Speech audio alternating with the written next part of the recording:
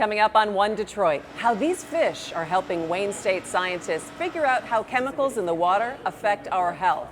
Plus, making it through freshman year, catching up with our Detroit graduates as they navigate year one through college.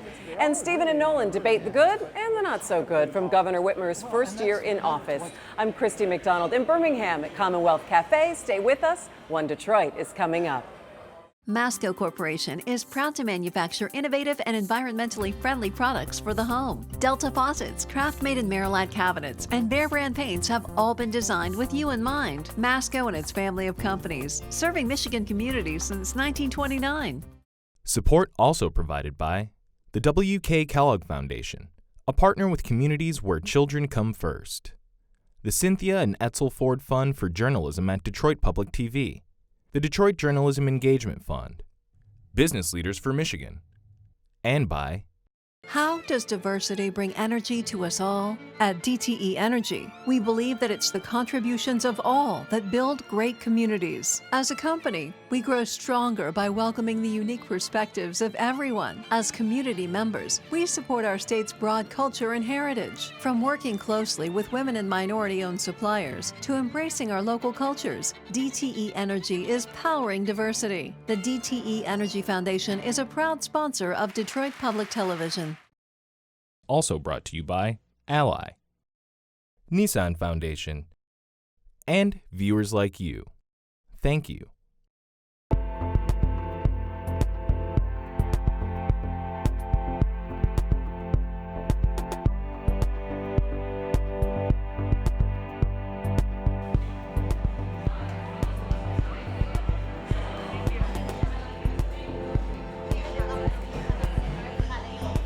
Hi there and welcome to One Detroit. I'm Christy McDonald. We are in downtown Birmingham this time around at Commonwealth Cafe. We are so glad that you are with us.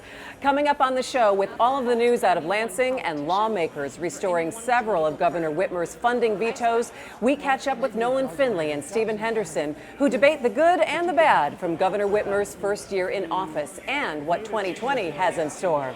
Plus, using zebrafish to see how healthy our water really is. It's a Great Lakes Now special report. But we're starting off heading to college. It's a look, along with our partners at Chalkbeat Detroit, at how first-year students who graduated from high schools in Detroit are adjusting to their freshman year. It's a lot to get used to, especially for students who are the first from their families to go to college. Chalkbeat Detroit Bureau Chief Lori Higgins found that support services from the universities play a huge role. I do what's asked, but when I get my papers back, sometimes it's like, dang, I thought I did everything. Demetrius is a freshman at Central Michigan University, one of 4 Detroit students we're following as part of Chalkbeat Detroit and One Detroit's year-long reporting project to see how first-year students adjust to college. We met the students moving into their dorms, finding their way around campus and warming up to the social scene. Now we find them preparing for their first midterm exams and reflecting on the challenges they've encountered. A big factor in navigating this semester are the support systems in place at each of the colleges they attend. I'm putting out my best work and I'm putting my best foot forward, but it isn't enough. First generation students, they will come in and think, I don't want anyone to know what I don't know. First generation describes students who are first in their family to attend college. What they don't realize is the students who do the best are the students who ask the questions. They utilize tutoring, they utilize supplemental instruction, they ask questions. But our students who are first generation, they have to learn that once they get here. When Mary first arrived at Central Michigan University, she too was a first generation college student. She now leads the Pathways to Academic Success program at CMU. It's a program that helps increase the retention and graduation rates of first-generation and low-income students. Each of our Pathways scholars coming in, they're required to take a 1-credit first-year experience course. The scholars also get one-on-one mentoring and academic advising. Demetrius is part of the Pathways program, and we observed one of his first-year experience classes. When the discussion turned to credit cards, his Pathways advisor wasn't shy about voicing his concern. I would like to move away from the credit card conversation. One of the worst things that we can do on top of loan debt is to add credit card debt on it. It's this kind of deliberate intervention that helps first-gen students avoid pitfalls in college, whether they are financial, social, or academic. And Demetrius knows he can lean on his support system if he encounters trouble. Anything I'm struggling with, the door is always open for me to walk in and just let them know what's going on. In East Lansing, Markel has her own challenges. Number one, a low-level math class that is challenging the high school valedictorian. Math is definitely a challenge, and I don't know. I'm still figuring out different ways how I can kind of fix that. And Markel isn't alone. Nearly half of the graduates from Detroit's main district must take remedial classes once they start college. Sometimes when I'm in class and learning, some things start to seem kind of familiar from high school, and I'm kind of like, okay, I learned this already, but I don't really understand it. Time management is another issue for Markel. She didn't have to study much in high school, but things are different now. I can spend more time doing certain things than I do now, and I feel like that kind of prevents me from learning as much as I could. So that's something that I definitely need to work on. I do procrastinate a lot also, and that's very bad. That's something that I tried to fix before I got here, but I'm still trying to work that out. Unlike your high school experience where most of your classes, one right after the other, as a college student, you may have hours in between classes. How do you use that time? Can be very impactful on your college experience. Dr. Caldwell is the director of the Charles Drew Science Scholars Program at MSU. In it, Markel found an encouraging community. The program has 4 major parts: academic advising, academic coaching, career advising, and residential living. The residential piece is important. You may be the only person of color in your class. You may be the only woman in the engineering class. It matters to have something back at home when you're done with your academic day to latch on to and to be supported. A first-generation graduate and Drew alum, Antoine is now an assistant community director at MSU, and he's a graduate student. So I went from first gen, parents don't know nothing about college, I don't know nothing about the college child, run the door. Come on. Of course I got some good stuff to say about MSU. Drew truly changed my life. From top down, they're extremely transparent, extremely caring. From the director, taking me to China, to the academic advisor, saving me from doing an extra year here. Markel also appreciates the guidance of her Drew-provided advisor. She helped me plan out the whole 5 years that I'm supposed to be here. It just kind of got me mentally prepared. Without the advising, students can very easily fall through the cracks or take courses that they didn't need to take. Falling through the cracks is a big concern. Only 60% of the students who enroll in 4-year institutions earn a bachelor's degree within 6 years. For low-income students and first-generation students, the percentage is much lower. We think being connected, especially at a large university like Michigan State, is very important to student success and their overall well-being. Across campus, Keisha is forming a supportive connection through the Big Sister, Little Sister mentoring program. She's used to being the example for her younger siblings, but now she can look up to her big sister Kai, an aspiring surgeon. I'm used to being the one that set the rules and stuff like that, being a role model, showing leadership, leading by example. Keisha, a human biology major, was considering changing her major to nursing. Kai is hesitant. I was going to change it to nursing and just minor in early human development. I don't think you should. I don't know. It's a lighthearted moment between the two, but it highlights a major challenge for first-gen students. If you're the first person in your family to attend college, who do you turn to for advice about changing majors? For Keisha, it's her big sister, and ultimately, she decided to stick with human biology. It was nice to have somebody that got college experience who could also relate to me and mentor me. I am a first-generation college student, and so I think if I did have that mentorship, I'd probably been able to, although I did well academically, it were personal issues that were going on that I feel like if I had that mentor, I would have been able to lean on them for advice or just kind of encouragement of some sort. You can read Lori's corresponding report as well as watch more of our series. Just go to our website at onedetroitpbs.org. All right, turning now to Lansing and the close of Governor Gretchen Whitmer's first year in office. Nolan Finley of the Detroit News and Stephen Henderson of American Black Journal sat at the bar to debate the good and the not so good from her first year and what's in store for 2020. It's a little bit of good, a little bit of bad, right? She's got a Republican legislature, both houses. She came in with a very ambitious agenda, of course, and had made, I think, too much of the roads issue, really narrowed her entire campaign down to this idea of fix the damn roads, which gave Republicans an opportunity to stonewall her and to say, well, we're not going to even entertain that. And then I think she compounded the issue with the 45-cent gas tax, which didn't even have Democratic support or popular support. And that sort of led to a real rocky start in some ways. She does have some things that she's gotten done. Insurance reform, which was a hangover from the last administration, is now in place. It was forced on her. It was forced on her. The final solution was forced on her, but the idea that she got it done, that matters.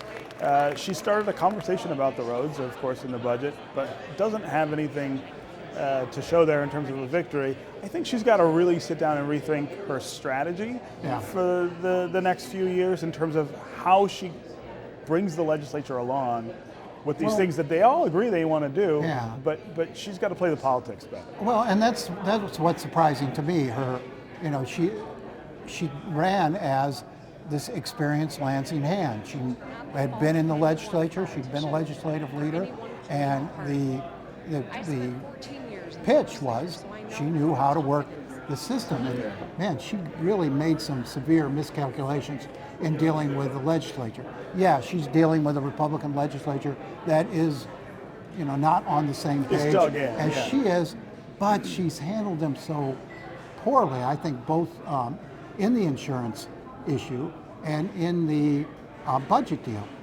That veto she did, thinking that she could force them back to the table, that blew up in her face, and now it's causing a lot of harm. I know she recently reshuffled her legislative staff. I think that's a good idea. She needs better liaisons between the legislature and herself, because as you said, they want the same things. It's how to get there. I mean, and there was no reason for her to walk away from the table on this road deal. When it appeared that she wasn't going to get all she wanted, she should have taken an incremental deal, right? And got something done. I had every reason to believe that the Republicans would have gone along with, a 15 or 20 cent gas tax hike as a way of saying, okay, well, we'll get that, and now let's try some of the things that they wanted to do, some of the cost-cutting things and efficiencies, and then you come back and get another bite at the apple. It seemed one of the things that I think early administrations make the mistake of is thinking that first 12 months you've got to get all of the things that you said you would do done, and that there isn't this sort of elongated look at strategy and planning. You also got to figure the first 2 years are one part of your term, but then the legislature turns over and you have an opportunity to do some other things. Well, maybe it does or maybe it doesn't. I mean, but you could help with that if you made it seem as though that were the problem. If people thought that their local legislators were the hindrance to the road solution, you might get some. I disagree. Help. I mean, I don't think the legislature is going to turn over because they didn't pass this 45-cent gas tax. Yeah. She didn't sell that tax. It could turn over because it's a big Democratic year. I mean, you never know, right? It could, but you can't rely on that. I mean, she can't spend 2 years just saying, "Oh, those stinking Republicans." She's got to make some progress. She's got to figure out a way to work with them and get some common ground on some issues. Yeah, I mean, I think going forward, what you want her to do is have a staff that has relationships with staffs over in the Capitol, right? I think that's what she's trying to do now. That's a hard thing to manage. Rick Snyder, who didn't have the ideological barrier with the legislature, had just as tough a time in the second term that he had in office, getting Republican legislators to do some of the things that he wanted to do because the agenda turned more to investment than cutting. I mean, ultimately, some of this is about the nature of the GOP And it's insistence that there is no investment agenda that's worth talking about. If you look at, her problem has been as much with Democrats as it has she has with not gotten Republicans, her own caucus in line. And that's curious, and that's worrisome because there's no point trying to convert the Republicans if you can't get your own party. You can't even put pressure on them. They're not them. going to be the ones who step out and take the risk. All right, thanks, guys. We'll see you next week. Turning now to the quality of our water. Researchers are constantly refining how they can gauge the impact of so many chemicals like PFAS and other contaminants that are surfacing in our water supply. In this Great Lakes Now report, Wayne State scientists are using zebrafish to give them an idea of how chemicals may affect us. Researchers from Wayne State University in Detroit head out to the Detroit River aboard a boat provided by the U.S. Fish and Wildlife Service. On the shoreline, heavy industry and a coal-burning electric plant. The crew's work starts near Detroit's Belle Isle State Park. Water researcher Bridget Baker has been leading these expeditions these past 2 years. At this spot, we're really in close proximity to the water intake for the Great Lakes Water Authority, which is one of the main drinking water treatment plants for the Detroit metro area. So we like to get an idea of what's taken into the water treatment plant. They're gathering water samples to find out what chemicals have found their way into the river that provides drinking water to communities from Lake St. Clair to Lake Erie. 50 years ago, this waterway was one of the most polluted in the country. Industrial chemicals like PCBs, dioxins, and heavy metals that lurk mostly in the river bottom. There's been a lot of research into that, and the river is much improved. But now the study has turned to a different breed of contaminants. We're really more interested in what are called emerging contaminants, or contaminants that aren't largely regulated or thought of as contaminants. So for that reason, we don't really expect them to be in the sediment or at the lower levels. Another scientist named Baker, Dr. Tracy Baker, with Wayne State's Institute of Environmental Health Services, leads the program. There are a number of contaminants that most of us know about that are industrial and agricultural that have been in the environment for a while. But there's this new group of contaminants that we're looking at. We know are in the environment, but they haven't been studied a lot, and so we're not exactly sure what the health effects might be.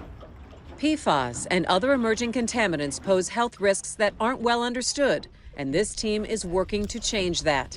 Step one is figuring out what chemicals are actually in the environment. So these 4 little bottles here will test for about 100 different chemicals. Some of these emerging contaminants are part of our lives. I'm ready for you whenever. They're called PPCPs, standing for pharmaceuticals and personal care products. And that category includes prescription drugs, cosmetics, sunscreen, cleaning solutions, and things we eat and drink. So we have found a lot of nicotine and cotinine, which is a byproduct of nicotine in the water. I was surprised by the amount of caffeine that's in the environment. Nicotine or breakdown products of nicotine, the antibiotics, I thought we might see some, but we're seeing quite a few of them. Also, some of the contrast agents that come from hospitals, we're seeing those in the river as well. Contrast agents, used for CT scans or MRIs, they pass right through a patient's body, and they have to end up somewhere. And here the researchers have found other things, like cocaine. A lot of the chemicals that we're interested in looking at are endocrine disrupting chemicals, so even at small amounts, they can act like hormones in our bodies. And PFAS is one of those chemicals.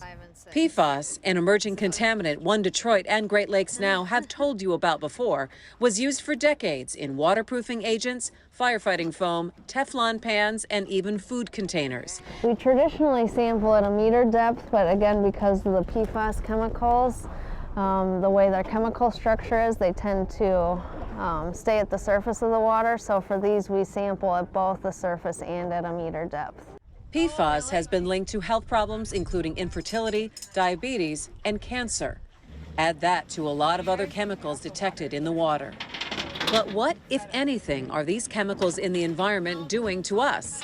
Back at Wayne State's Integrated Biosciences iBio Center, thousands of zebrafish are helping find out. Zebrafish aren't a Great Lakes species. They're actually native to Asia, but they work well as test animals. I actually had zebrafish growing up. They were like my favorite fish.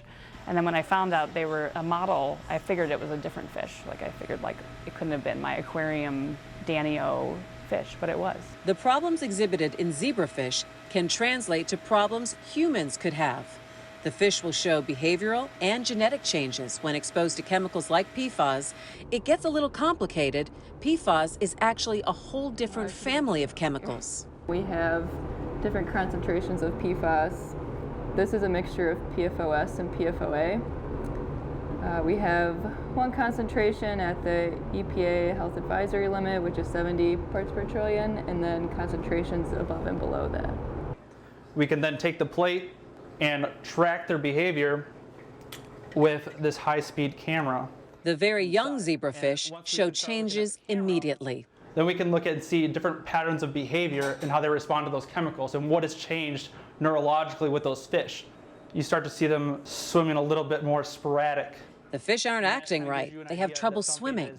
We have seen gene expression changes that are related to cancer pathways as well as fertility and endocrine disrupting pathways in those fish. This is a good example of it. Is concerning that we are seeing these changes that could easily be linked to these chemicals causing disease, including cancer as well as reproductive disease in humans. Tracy Baker's research extends to the Detroit drinking water plant, not far from where Bridget Baker's crew takes offshore water samples. Here, a smaller lab with more zebrafish.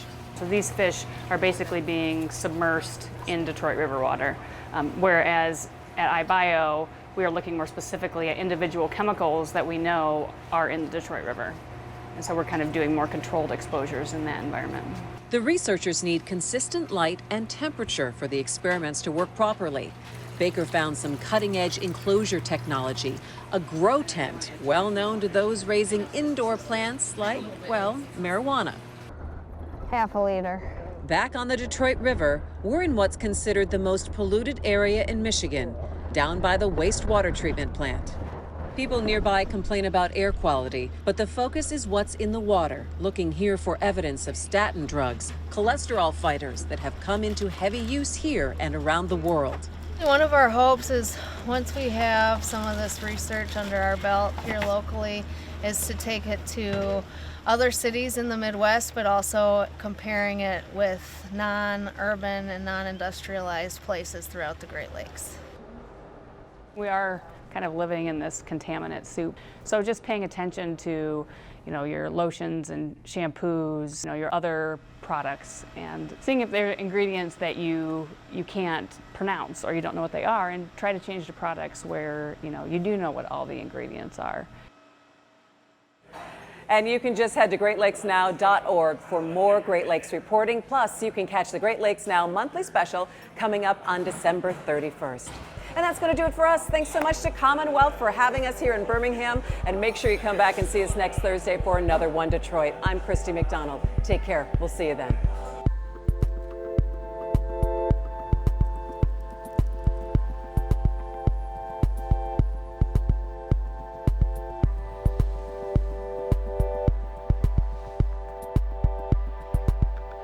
Help us expand One Detroit's local journalism coverage. Go to dptv.org/onedetroit and click on the mug to donate.